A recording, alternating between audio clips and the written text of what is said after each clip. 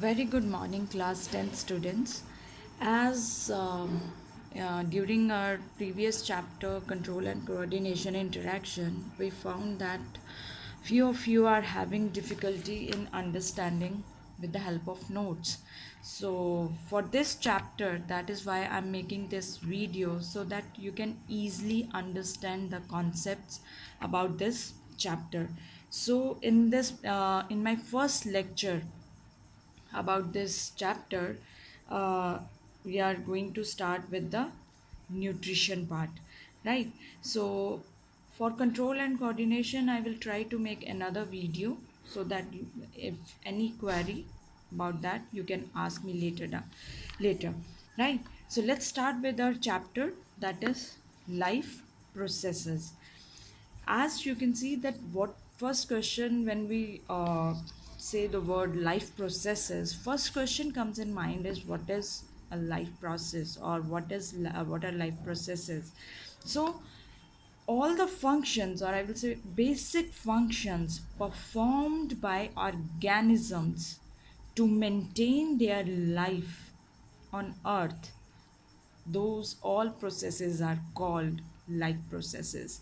Like, you take food, intake of food, that is nutrition, release of energy, respiration, circulation of blood or oxygen, that is transportation, release of the waste material, that is excretion. So what we are going to study in this chapter is nutrition, respiration, transportation, and excretion. These all four processes we are going to study in our chapter, that is life processes. So here I am going to start with our first topic, very first topic, that is nutrition. Nutrition, as we start, the first thing from which we get food, that is the plants, and that type of nutrition is called autotrophic nutrition. Why autotrophic nutrition? Because this is that type of nutrition or mode of nutrition in which organisms, they synthesize their own food. An example, we all know that only plants, they synthesize their own food, and they prepare their food from simple inorganic substances. What are those simple or inorganic substances? It is water, carbon dioxide. These are the simple or inorganic substances. So that is why we have written here, example is green plants. And the green plants, we know that these are known as autotrophs. So mode of nutrition is autotrophic nutrition, and plants are known as autotrophs. Why autotrophs? They synthesize their food by process, that is photosynthesis. So second question, which is that what is photosynthesis? Photosynthesis is a physiological process, and we know that it is a process by which plant cells, they are having a special pigment, that is chlorophyll pigment. So plant cells, it is of that physiological process in which plant cells having chlorophyll pigment, they produce food. In what form? They produce food in the form of carbohydrates, and as we know, they form the glucose. What do they use? They use carbon dioxide, they use water, they use light energy. Chlorophyll pigment. So from here, another thing comes in mind.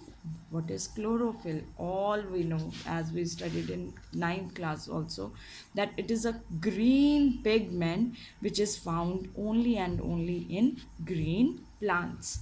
So where it is present? It is present in the organelle, that is chloroplast. As you can see, I have drawn here leaf, in which they use carbon dioxide in the presence of sunlight, or we say light energy, and what do they release for us? They release oxygen. So where are they present? As I said, they are present in the organelle, that is chloroplast. So you have to, it is very important for you to understand the concept of organelle or structure of this chloroplast. We know that this is a double membrane structure. So I have drawn here this double membrane structure, and this is your outer layer. So first you will label it as outer layer, and this is the inner layer. Then you can see that there is a transparent jelly like material in present inside the chloroplast, and that is called stroma. This transparent substance, ground substance, is called stroma, right? Then there is come this sac like structures. These are called granum. This one complete, I'm not saying only this one, I'm saying this complete pile, this is called one granum. Granum. This is called granum, right? This one whole structure is called granum, and the structure with which it is attached to another granum, that is called lamellae. Stroma, it is stoma lamellae, right? So outer two layer structure, that is outer layer, inner layer, and this piles, this whole sac is called granum, and transparent substance, that is stoma. One, only one, this structure is called thylakoid. This is called thylakoid, and in this thylakoid presents a very important pigment, that is chlorophyll. So where is the actual location of presence of chlorophyll pigment? That is present inside the thylakoid, right? So what about the chloroplast you need to know? First thing, that it is which kind of structure? It is a double membrane structure.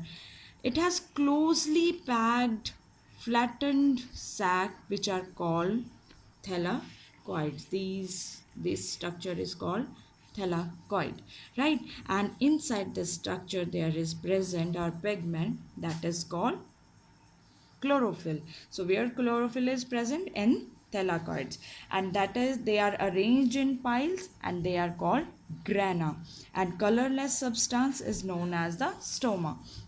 Next is the stomata.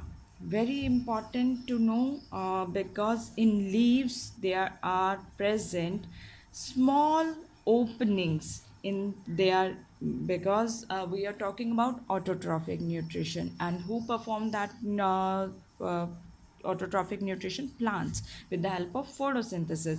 So all these things, they are related with the plants. That is why it is important to discuss here, so that you can understand that what things they are playing key role in the nutrition, autotrophic nutrition. So minute openings which are present in the epidermal layers of leaves.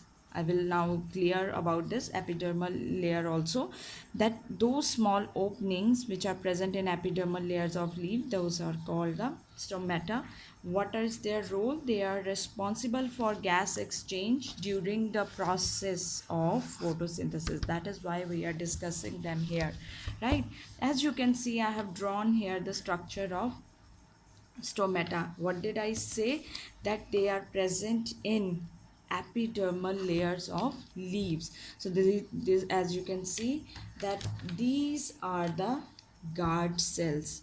These two kidney shaped cells, these are the guard cells, and around these there are present the epidermal cells. This green small dots, they are called chloroplast. And then they have the vacuole which contains mineral water, that is the sap vacuole.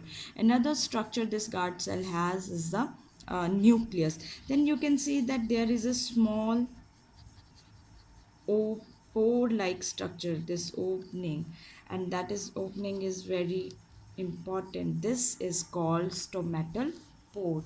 So for right now, for at this point of time, you have to need to understand the structure, that where is present your stomata. It is present in the minute pores. They are present in the epidermal layers of leaves. And when we talk about that, actually where is your photosynthetic tissue present, where is that chlorophyll is present, for that you have to discuss the structure of leaf, because we know that chlorophyll is present inside the leaf. So here, as you can see, I have drawn the uppermost layer, and this layer is known as cuticle. And after cuticle, these are the flattened cell. These are called upper epidermal layer, and below there is lower epidermis. So in a leaf there is upper epidermis and lower epidermis, and here in the lower epidermis we have drawn this structure that we have discussed right now, with the guard cells and with the stoma opening, stomatal pore. So as you can see, there are two types of cells I have drawn here. One are the elongated ones and one are the round ones, right? So elongated cell, that whole layer is called palisade layer, and there are round structures I have drawn here, and that is what, that is chloroplast. This is the palisade layer, and these round structure, that layer is called spongy layer, but that is not tightly packed. There are many air spaces are present here.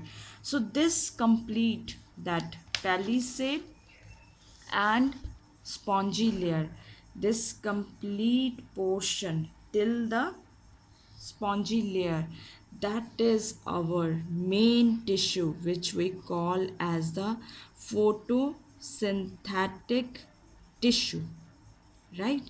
Or in your books it is written that this is mesophyll. So mesophyll has two layers, one is palisade layer and one is spongy layer. So where our this photosynthesis happen, that is with the between this area where palisade and spongy layer is present. I think now you have an idea that what is the purpose of discussing these things, because we have to reach to the point of photosynthesis. So for what is the purpose of discuss this, why we are discussing the structure of leaf, so that you can understand that where is this chloroplast is present, right? And chloroplast has the pigment chlorophyll, and without chlorophyll there will be no process of photosynthesis. So let's now discuss the last portion of our today's lecture, that is the process of photosynthesis, which is the main layer. We say that palisade layer is center for photosynthesis. As you can see, where is the palisade layer? This is the palisade layer, which is having the chloroplast also. So palisade layer is the center for your process of photosynthesis. What happened next? First thing, light energy. It is trapped in the chlorophyll of mesophyll cells, as chlorophyll is present in the chloroplast, right? So it is trapped in the chlorophyll, which is present in the palisade layer. So main important thing here is the equation. How is you write the how do you write photosynthetic equation, photosynthesis equation? Carbon dioxide, plants use carbon dioxide, water, then they trap or they absorb light energy. What is more important? Chlorophyll. What is the product? Glucose, C6H12O6, water molecule released, and oxygen is released with the energy. So this is our equation of photosynthesis. photosynthesis. If you have, because in your NCRT there are they have mentioned the steps of photosynthesis. So first step, you have to always write down in the form, or better to write in the form of flow chart. Light is absorbed by which molecule? Chlorophyll. Light energy will convert into the chemical energy, as we have just written the chemical equation. Then third, same time, there will be photolysis of water. What are plants using? They are using water. So water will break here. Photo means light, lysis means breakdown. So water molecule will split into hydrogen and oxygen. And you are using carbon dioxide also. So carbon dioxide will convert into molecule, which is your carbohydrate, that is glucose. Two energy products they are using here. ATP is used and NADPH is used. ATP is your adenosine triphosphate, right? And NADPH, that I will tell you in detail about NADPH. These both are the energy providers, ATP and NADPH. What you need to remember here, that is your key point: chlorophyll, light energy, carbon dioxide, and water. They are necessary for photosynthesis. So that is all about for your lecture 1, and here we are complete with our first nutrition, that is the autotrophic nutrition. Thank you so much. Take care. Keep yourself safe and healthy.